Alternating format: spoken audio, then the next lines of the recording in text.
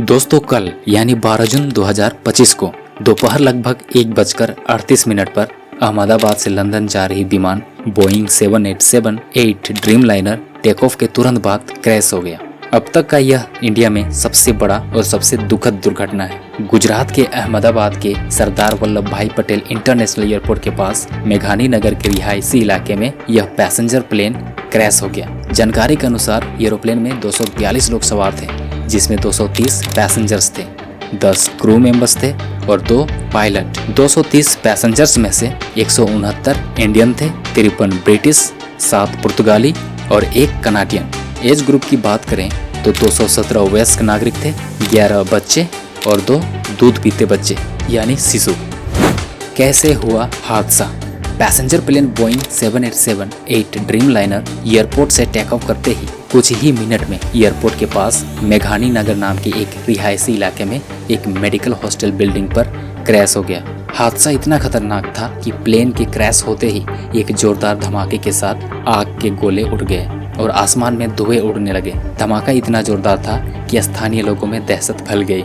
Report के according plane में 1.25 lakh litre की फ्यूल थी, जिसके कारण हाई टेम्परेचर के साथ धमाका काफी भयानक था और आग की लपटों से प्लेन जलकर राख हो गया। हादसे की जानकारी मिलते ही पुलिस की टीम मौके पर पहुंची।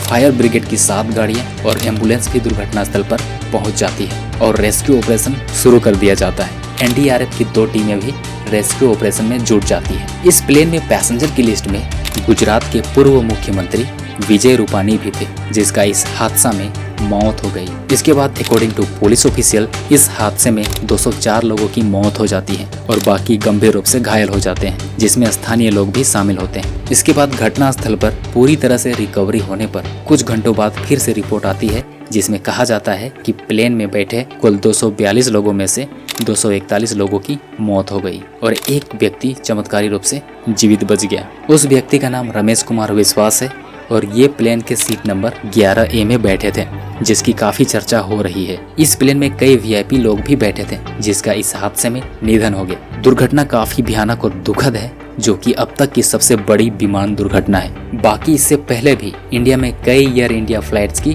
दुर्घटनाएं हो चुकी है, जिसमें 1 जनवरी 1978 एयर इंडिया बोइंग 747 समुद्र में दुर्घटनाग्रस्त हुआ, जिसमें 213 लोगों की जान गई। इसके अलावा 22 मई 2010 air India express flight 812 Karnataka state के मैंगलोर सिटी के रनवे से फिसलकर दुर्घटनाग्रस्त हुआ, जिसमें 158 लोग मारे गए। और एक था 7 अगस्त 2020 air India express flight 1344 Boeing 737-800 Kerala के कोझिकोड में लैंडिंग के दौरान रनवे से फिसल गई, जिसमें 17 लोगों की मौत हो गई।